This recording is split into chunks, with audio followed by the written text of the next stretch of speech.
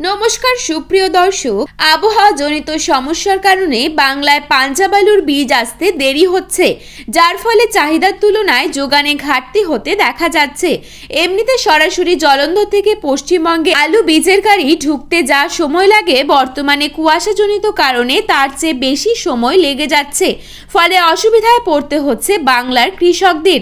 কিছু কিছু এলাকায় টাকা দিলেও বীজ না মেলায় চাষ শুরুই করতে পারছেন না কৃষকেরা, আর তা জানাচ্ছেন গ্রাম বাংলার প্রান্তিক চাষিরা।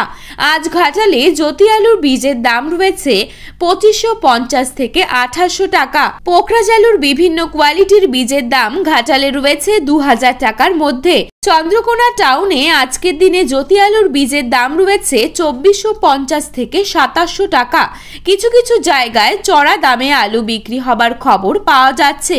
মাথার ঘাম পায়ে ফেলে কষ্ট করে আলু চাষ করার পর 2024 সালের মতোই আগামী বছরেও যাতে চাষিরা ন্যায্য দাম পায়, সেই কামনাই করছেন পশ্চিমবঙ্গ বীজ ব্যবসায়ী সমিতি। গত বছরের তুলনায় এবছর কি আলুর চাষ বেশি হচ্ছে? এই প্রশ্নটাই সবার মনে ঘুরছে। যারা এবছর শেষ পর্যন্ত আলু রাখলেন তারাই কি তাহলে পাক্কা ব্যবসায়ী?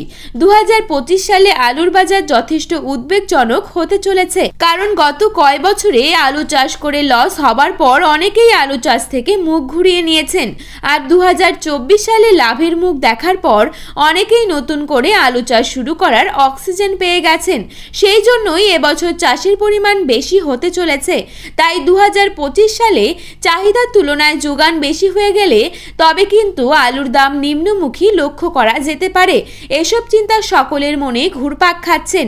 আপনারা যা করবেন নিজে ভেবে চিনতে তবেই করবেন। অন্যের কথা শুনে যদি কোনো ভুল করেন তবে আপনাকেই কিন্তু সবটা সহ্য করতে হবে। আশেপাশে কি হচ্ছে খবর রাখুন এবং এগিয়ে যান। চাষির শুরুতেই যখন কালোবাজারের মুখে পড়ে চাষিদেরকে অত্যাধিক দাম দিয়ে রাসায়নিক সার ও আলুর বীজ কিনতে হয়, তখনই কিন্তু চাষিদের মন দুর্বল হয়ে যায়। তাই আপনারা সকলেই নিজ এলাকায় কালোবাজারের বিরুদ্ধে পদক্ষেপ নিন, যাতে করে আগামী দিনে চাষিদের জন্য কালোবাজারের নামটাই মুছে যায়। তো বন্ধুরা, এই ছিল আজকের আলুর সঠিক বাজার মূল্য।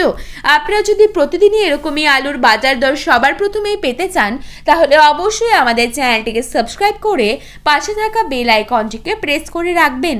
ধন্যবাদ।